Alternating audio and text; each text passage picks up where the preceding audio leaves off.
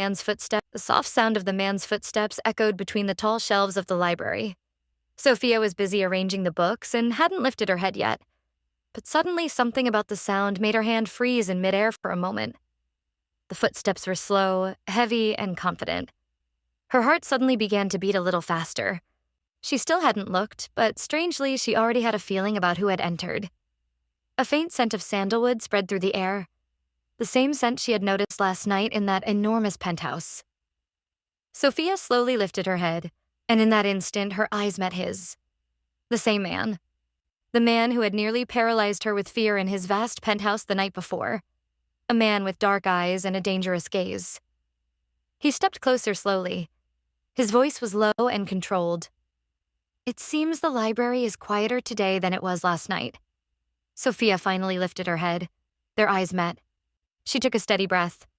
"Mr. Blackwood, before anything else, I want to apologize about last night." His name was Alexander Blackwood, a man whose name most people in the city only whispered. Alexander studied her for a long moment. His face still carried that cold authority, but the dangerous anger from last night was gone. "There is no need to apologize." His voice remained deep and calm. "The books were exactly what I wanted." Sophia relaxed slightly. "I'm glad they were helpful." A brief silence settled between them. Alexander glanced at the surrounding shelves, then looked back at her. "Actually, I came for something else today." Sophia asked gently, "How can I help?" Alexander replied, "I'm looking for an old poetry book." Sophia gave a small professional smile. "Then please follow me." She walked quietly down the aisle. Alexander followed behind her. His tall frame and powerful presence made the narrow library space feel smaller. Sophia stopped in front of the classical poetry section. Her fingers traced across old leather spines until she pulled out a worn volume. This collection contains some of the most beautiful classical poems. She opened the book, turned a few pages, then began to read softly. "How do I love thee? Let me count the ways. I love thee to the depth and breadth and height my soul can reach when feeling out of sight for the ends of being and ideal grace."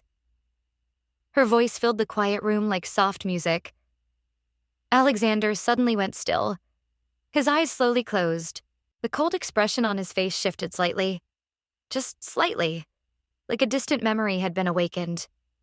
He spoke quietly. "That poem." His voice dropped. "My mother used to read that to me." Sophia looked at him. Alexander stood in silence for a few seconds, then continued. "She loved poetry." He reached into his pocket and pulled out the small copper penny, rolling it slowly between his fingers. "When I was a child, she read poems to me every night." His voice remained controlled, but now there was something more human in it. "But she stopped 5 years ago." Sophia asked softly, "Why?"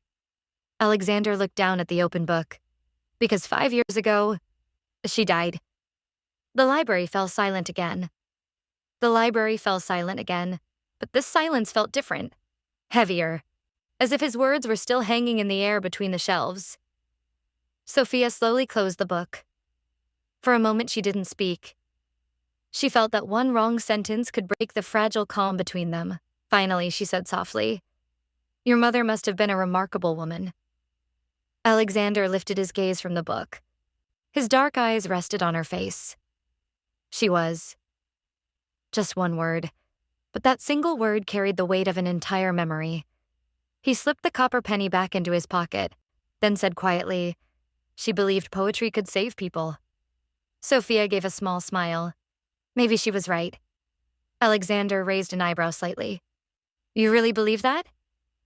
Sophia thought for a moment, then said, "Sometimes a single sentence can change someone's day."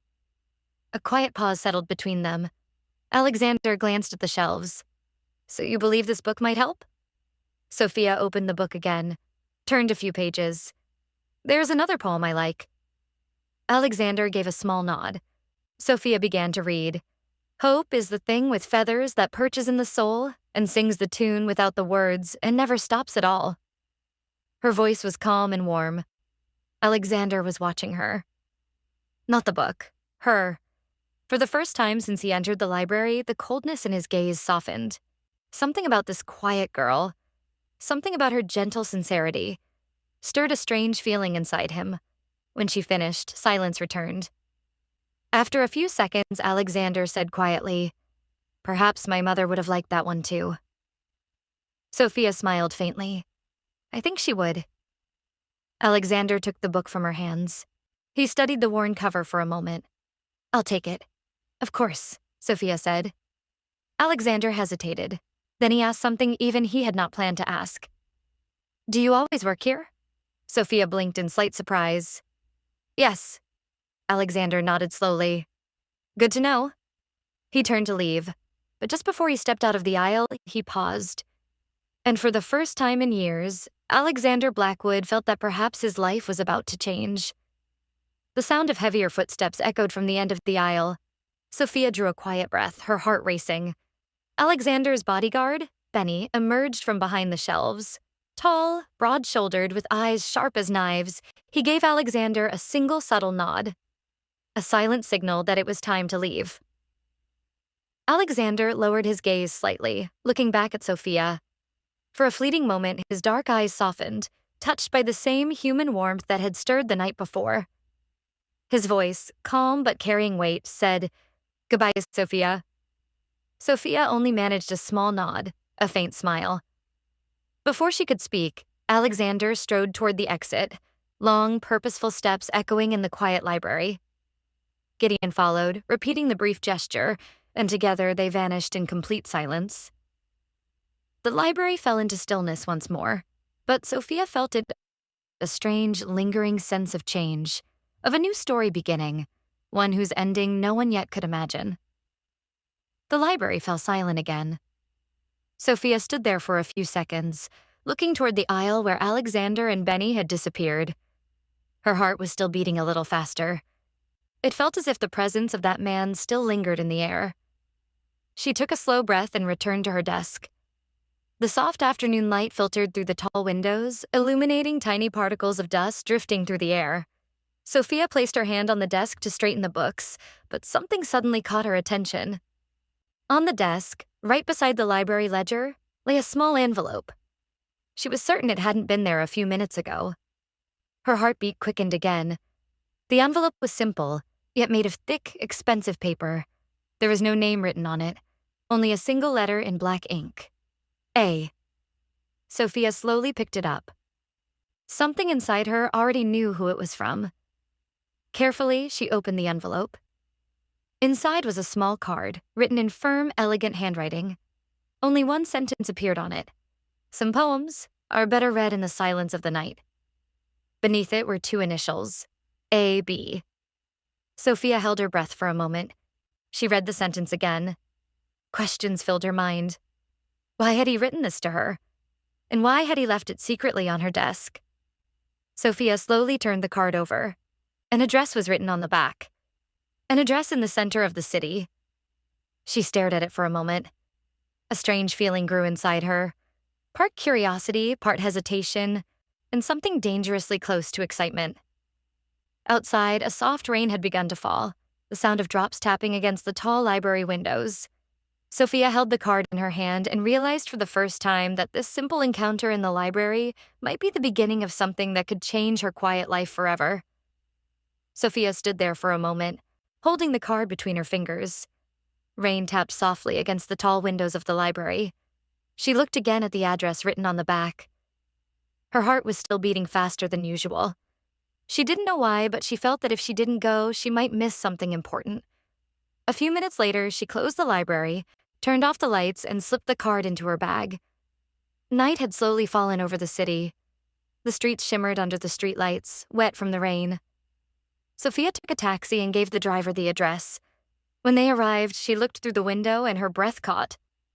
A large building stood before her, an old mansion with stone walls and tall windows glowing with warm light. Sophia stepped out and slowly approached the entrance. The heavy wooden door opened with a quiet creak. Inside was a vast hall, with bookshelves stretching all the way to the ceiling. The scent of old paper and polished wood filled the air. She took a few steps forward. Then a familiar voice broke the silence. I knew you would come. Sophia turned slowly. Alexander Blackwood stood near the window. His dark coat cast a deep shadow across his shoulders under the lamplight. His hands rested in his pockets, and his gaze held that same strange mixture of coldness and calm. Sophia moved a little closer. What is this place? Alexander glanced at the towering shelves. My private library. Sophia looked around in surprise. All of this? More than 15,000 books. His voice was calm, certain. My mother collected them. Sophia was silent for a moment. Then she said softly, So, this is where poetry lives. Alexander looked back at her. For a brief moment, something in his eyes softened. Yes. Then he gestured toward a wooden table beside them. A book lay open on it. But tonight, I wanted you to read another poem for me. Sophia looked at him for a moment. Her heart began to beat faster again. She walked slowly to the table and looked at the page. Alexander had already chosen it. Sophia took a breath and began to read. Her voice echoed gently through the vast hall, soft and steady like a breeze moving through old shelves. Alexander stepped closer, his gaze piercing and deliberate. Yet now it held a trace of hesitation, of hidden curiosity. His voice was low, weighted. You know, some sounds can take a person back to the past. He paused briefly and lifted his hand slightly toward her as if he wanted to touch but could not. And your voice reminds me of my mother. Sophia's breath caught in her throat. Her heart pounded harder and her hand trembled on the book. She didn't understand why she felt this way. Why her voice seemed to soften something so deeply, locked inside this cold, hard man. Her eyes locked with his, full of wonder, excitement, and fear all at once. Alexander stepped back slightly, resting his hand on the table, yet his gaze never left her. A faint, almost imperceptible smile touched his lips. You have no idea the effect you have, Sophia. His voice was low, almost quivering, filled with the humanity he had kept hidden for years. Sophia looked up at him, unsure what to say. Her heart raced. Her breath came in short, quick bursts, and every time she met his eyes, she felt time freeze. The poem, she managed to whisper, her voice dancing softly through the vast library like a breeze weaving between ancient shelves. Alexander took a slow step back, still near her. More than anything, I haven't had someone evoke this in me for years. He paused and his eyes softened, like a man allowing a human moment to reach his guarded heart for the first time. You brought those memories to life. And for a moment, I felt not alone. Sophia drew in a deep breath. Her heart raced wildly, her mind spinning with awe and tension. She couldn't fathom how this cold, controlled, and commanding man could be so moved by her presence, her voice.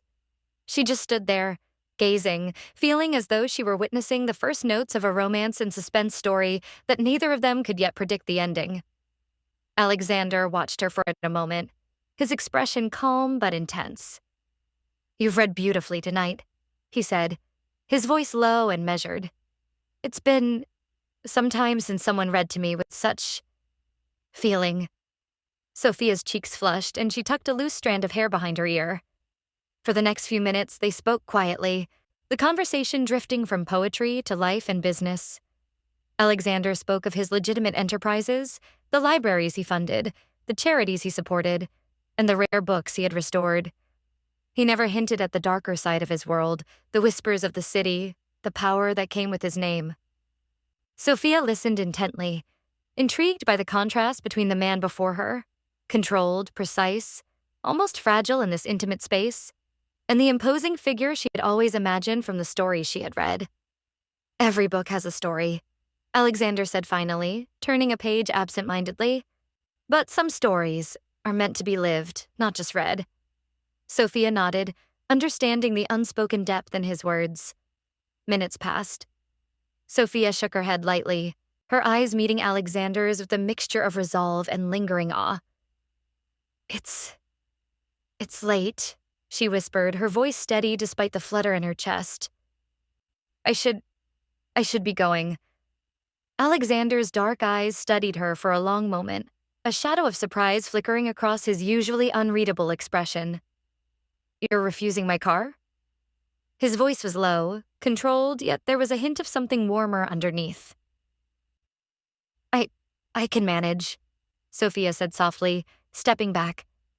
"Really, No objections," Alexander interrupted, a subtle firmness in his tone that left no room for argument.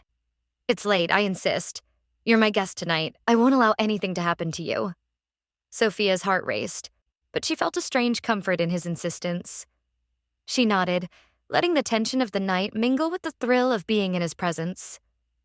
Alexander gave a small, approving nod, then gestured to Adrian Kane, who silently opened the door of the sleek black car waiting outside. Sophia moved toward it, her coat wrapped tightly around her. Alexander walked with her a few steps, his presence both commanding and protective. When she finally reached the car, he lingered at the door, his gaze locked with hers. "Until next time," he said softly, a faint smile brushing his lips. Sophia managed a small, breathless smile in return. "Until next time," she whispered, sliding into the vehicle. The rain-slicked streets shimmered under the city lights as Alexander watched her depart, the echoes of the library and the night still lingering, filled with poetry, tension, and the beginning of something neither of them could yet name. From that night on, Alexander never missed his visits. Every Wednesday and Saturday, like clockwork, he arrived at the library. Sophia greeted him with a soft, radiant smile, offering him the finest books she could find. Their conversations wandered from poetry to forgotten stories, each word weaving a fragile, intimate bond between them.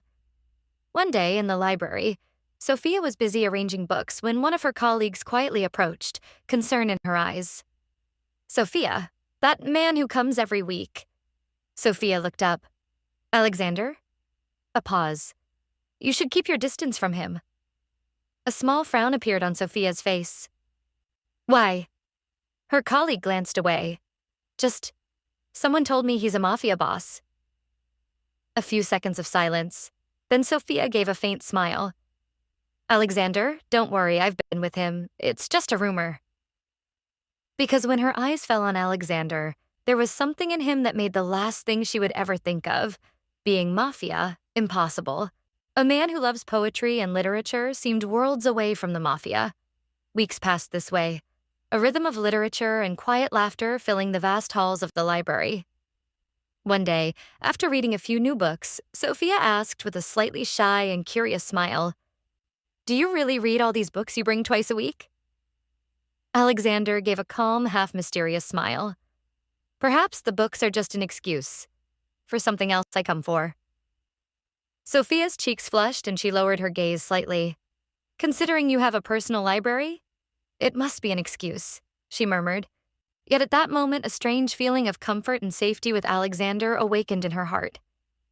For even a few moments, the dark, heavy world that always surrounded him seemed to vanish, and Sophia could just be with him and feel at ease. One Wednesday, Sophia waited all day, her heart fluttering with anticipation. But Alexander did not come. Hours passed, and the library seemed emptier than ever. Then, around noon, a delivery arrived. A bouquet of delicate flowers, carefully wrapped, accompanied by a small card. Sophia opened the card carefully, her fingers tracing the elegant script. The words made her heart skip a beat. "Forgive me for not coming today. My personal driver will pick you up at 6. I invite you to dinner. Just you and me? It would mean a lot if you accept." She looked up, imagining Alexander standing there, the shadowed corners of his eyes softened by that rare, quiet warmth he reserved for her. Sophia and Alexander sat across from each other in the soft glow of the restaurant, the clinking of glasses and gentle music fading into the background. Alexander's dark eyes lingered on her for a long moment. "You always seem to find the right words," he said quietly. Sophia gave a nervous smile and tucked a strand of hair behind her ear. "I just read what I feel," she replied. A slight curve touched Alexander's lips. "After dinner, I want to tell you something important." After dinner, they stepped out into the cool night air. The rain had stopped, and the streets shimmered under the streetlights. Alexander's black Mercedes waited by the curb, the driver holding the door open. But Alexander didn't move toward the car. "Walk with me," he said softly. They headed toward Sophia's neighborhood. Behind them, the Mercedes followed at a respectful distance, its headlights gliding smoothly over the pavement. For a few minutes, neither of them spoke. Then Alexander stopped. "Sophia, there's something I should have told you a long time ago." She turned to him, sensing the sudden weight in his voice. "What is it?" For a moment, Alexander looked away, as if choosing between silence and truth. "When I'm with you, something strange happens," he said quietly. "All the noise disappears, the darkness fades." Sophia frowned slightly. "What darkness?" Alexander took a deep breath. "The world I live in." Now she looked at him more carefully. "You mean your business? Your companies?" Alexander slowly shook his head. "No." The word fell between them like a stone. His voice dropped lower. "I'm part of something much darker than business." A sudden chill ran through Sophia. Alexander looked straight into her eyes. "I'm Mafia, Sophia." For a moment, the world seemed to stop. The distant sound of cars, the quiet hum of the Mercedes behind them, even the wind. Sophia stared at him as if the ground had vanished beneath her feet. "You... what?" Her mind raced through every memory, every word, every sign she had ignored. "You're serious," she whispered. "Yes." Silence. Sophia tried to speak, but no words came out. Alexander stepped closer, carefully, like someone approaching something fragile. "I know this is a lot," he said. "And you don't have to decide tonight." His voice softened. "If you want to leave, I won't stop you." Sophia looked at him in disbelief. "I'll understand." He paused, then added quietly, "But there's another truth you need to know." Her heart pounded faster. Alexander's eyes, usually cold like winter, now held something dangerous and real. "I love you, Sophia." The words were simple, yet heavier than anything else. "I tried not to," he continued softly. "I tried to stay away, but every Wednesday, every Saturday, I found myself back at that library door." A faint, almost helpless smile touched his lips. "You were supposed to be just a librarian." Sophia's breath trembled. "And now?" she whispered. Alexander stepped closer, until only a few centimeters remained between them. "Now you're the only place where the monster in my world forgets what it is." Sophia's mind spun. Fear, shock, curiosity, and something else. Something dangerously close to desire. Alexander studied her face carefully. "You don't have to answer tonight," he said softly. Then he leaned in and pressed a gentle kiss to her forehead. A soft, lingering kiss, like a goodbye. When he pulled back, his face returned to that distant, composed mask. "Good night, Sophia." He turned and walked toward the Mercedes. The door opened. He got in. The engine started. Sophia stood frozen on the sidewalk, the night air cold against her skin. The car began to move. But just before it disappeared at the end of the street, Sophia suddenly stepped forward. "Alexander." Her voice stopped him. The Mercedes slowed. But whether she would run toward him or turn away and leave forever, no one knew. At that exact moment, the headlights of an unknown car flickered on from across the street, very slowly, very silently. But something about it wasn't natural. Alexander's eyes changed in an instant, sharp and dangerous. Without even turning, he said, "Go back inside." But he never finished the sentence. A gunshot tore through the night. Everything froze for a second. Then Sophia's body trembled, her eyes widened in shock. Her hand instinctively moved to her chest, and then she fell to the ground. Blood slowly spread across the wet stones. "Sophia?" Alexander's voice was no longer that cold man's voice. In a second, he was beside her, dropping to his knees, his hands sliding under her body. No, look at me." Sophia's eyes were half open. Her lips moved slightly, but no sound came out.